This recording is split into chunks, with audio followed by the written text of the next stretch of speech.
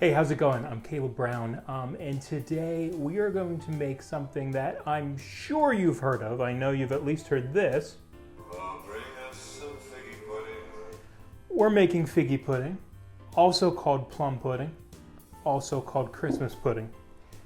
All of those are mostly the same thing. Even though, we do call it plum pudding, there's not really plums in this. The reason that term is used is kind of a pre-Victorian term. Plum isn't the plum that we know now as a fruit, often referred to as raisins, but really any kind of very kind of small dried fruit. So a currant could be a plum, pre-Victorian.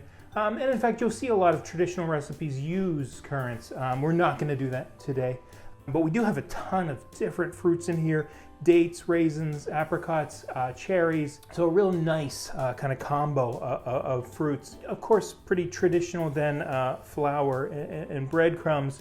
And then we are doing hitting it of course with some of the spices that you might expect. Allspice, cinnamon, nutmeg, things like that. I'm adding a little clove, which I actually haven't seen in any of the traditional recipes, and there's probably a reason for that, but I just love clove, and that's kind of the beauty of sort of taking an existing recipe, even one that's hundreds of years old, and kind of updating it to your own liking. And then an interesting ingredient, probably the most interesting ingredient that we've got here, is beef suet.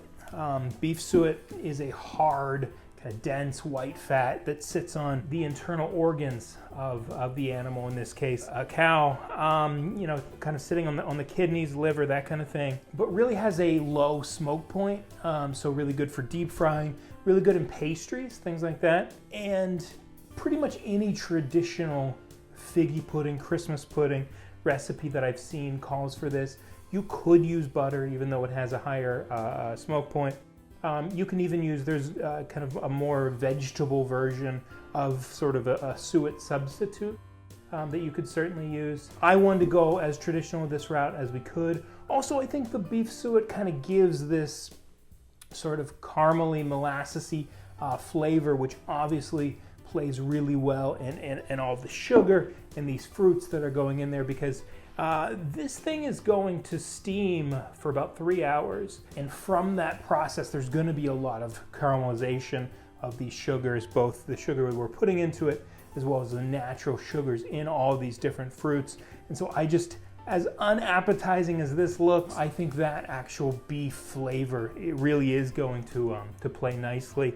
And then the last thing we're going to do is cover it in some cognac, light it on fire. That's obviously going to,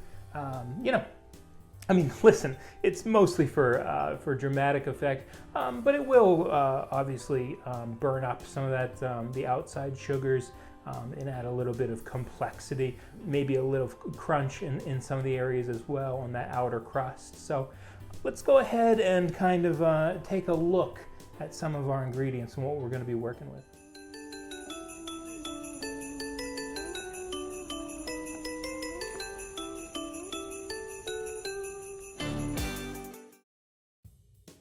Okay, and I'm going to start by grinding my spices. Obviously, you're welcome to use pre-ground spices, but I am going to flex on you a little bit and grind all of mine whole. I'm doing cinnamon, allspice, nutmeg. You are really welcome to do any spice that you enjoy, that you think would go well with this dessert.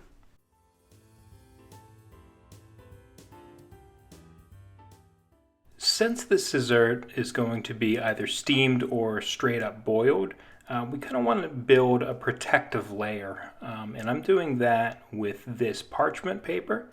I'm actually cutting 2 circles here, one for the bottom and one for the top. Also to note, I'm using a springform pan, which I originally thought was going to be a terrible idea because I thought water was going to leak into it, and it ended up being the best vessel in the world, so I definitely recommend using a springform.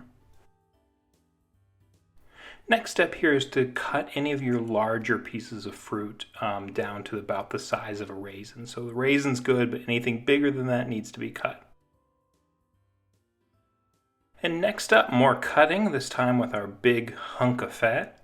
And because I do have just this big glob of it, I need to make it a little bit smaller, a little bit more of a manageable piece that I'm later going to kind of grate up. So yeah, I'm just going to chop off a chunk of this, and then we're going to weigh it out to get a little bit more precise measurement, and then tweak as necessary.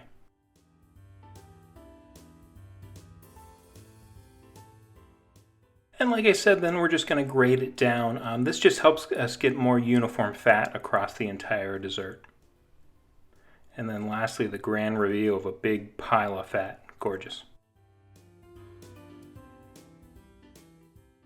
Since we're using a couple of different fruits here, I just want to take a minute before we mix all of our dry ingredients to allow some time for those fruits to meet each other, and then we're going to mix them up with our hands just to kind of evenly distribute the fruits into this dry ingredient that we're doing. So mixing it up here, and then we're going to introduce some things like our fat and our flour. I also wanted to grate in the zest of about half of an orange, and then I'm actually going to chop this in half, and we're just going to squeeze the juice of half that orange into it. And I'm showing you that because it was a very pretty color, very, very beautiful orange that we had on our hands. And now that we have all of our fruit mixture together already, we can start incorporating those other dry ingredients, our fat going in, grabbing the flour here. We're going to add in our breadcrumbs, and we can also grab our sugar and add that in as well. Lastly, our quintessential holiday spices can be added in, and we're going to give it another just kind of rough mix with our hands.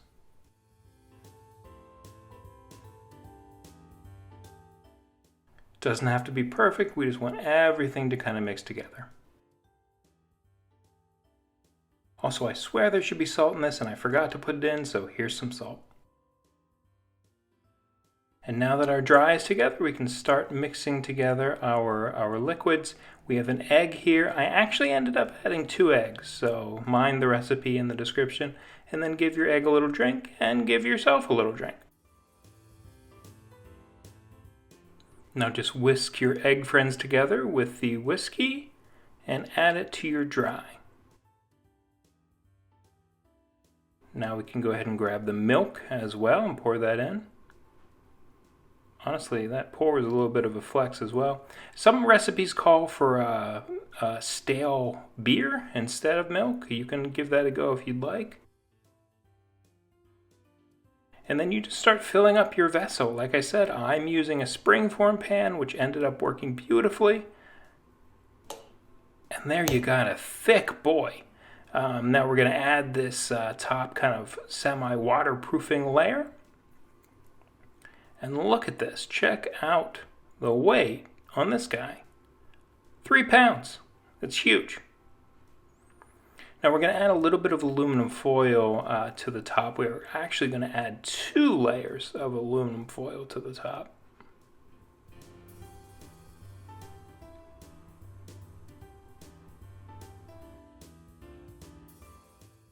Now we're simply going to use some kitchen twine to kind of extra waterproof that top and keep everything together. I saw some tutorials online saying this step was really difficult, and I'm here to tell you that as long as you can tie your shoes, this step is actually not all that difficult.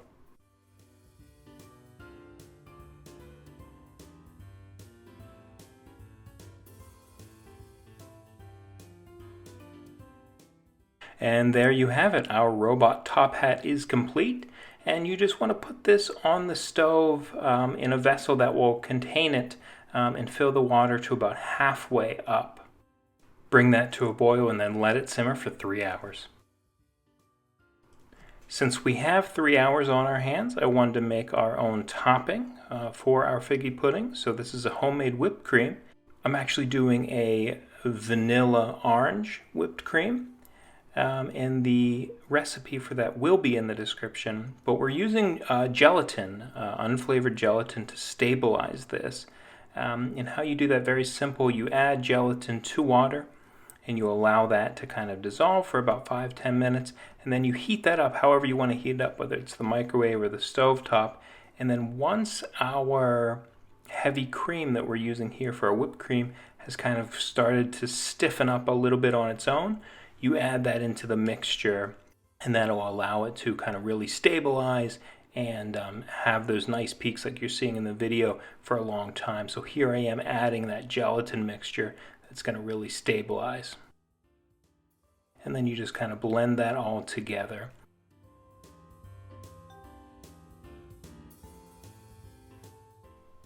After 3 hours of steaming, you can see our guy is ready here. You can see it's all kind of puffed up from expanding while cooking, and let's set him free.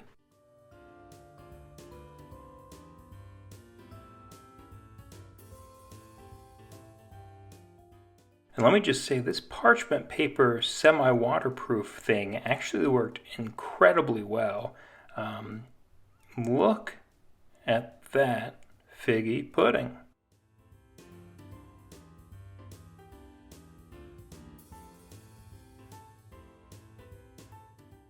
And now it's time to light it on fire. Give yourself a little courage drink first, and then give your figgy pudding a bath.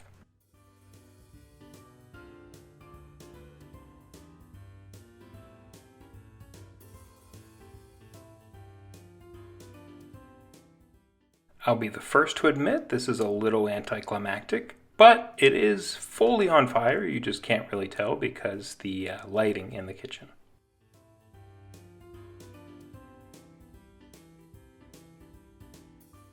Now I'm just going to cut it into a couple of slices to get us going here. I do recommend doing very thin slices. As I demonstrated earlier, this is a really thick kind of bread. And so you really only want a little bit at a time.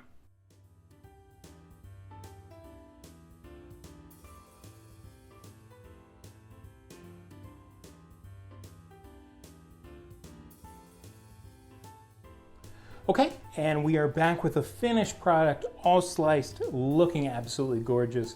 I gotta say, truly, I'm really impressed by how this came out.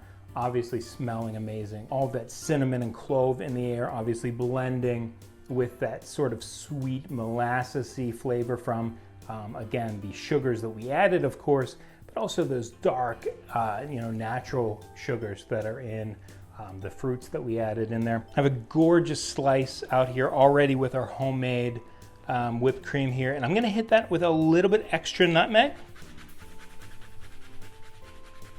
And let's go ahead and give that a bite.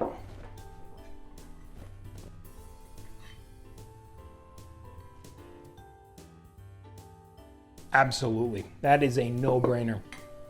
Truly, this came out a lot better than I expected. I expected this dessert to be fine, and it's phenomenal. And also, obviously, it's great as we served it up here, but any of these dessert kind of breads are tremendously versatile in that, of course that would make an amazing French toast, like of course, but a good vessel for jams and butters and things like that. So really versatile, very dense, and gorgeous. Absolutely. I mean, you can't be mad at that. You absolutely can't be mad at that. You're getting a lot of that flavor. I'll tell you, I thought the cognac was all for show. I thought that was a game, but truly amazing. You're actually getting some of that liqueur flavor in there, playing tremendously well with the fruits, with the spices. I think it's obvious that I'm just so happy with this dessert. I know I mentioned that kind of beef fat being in there.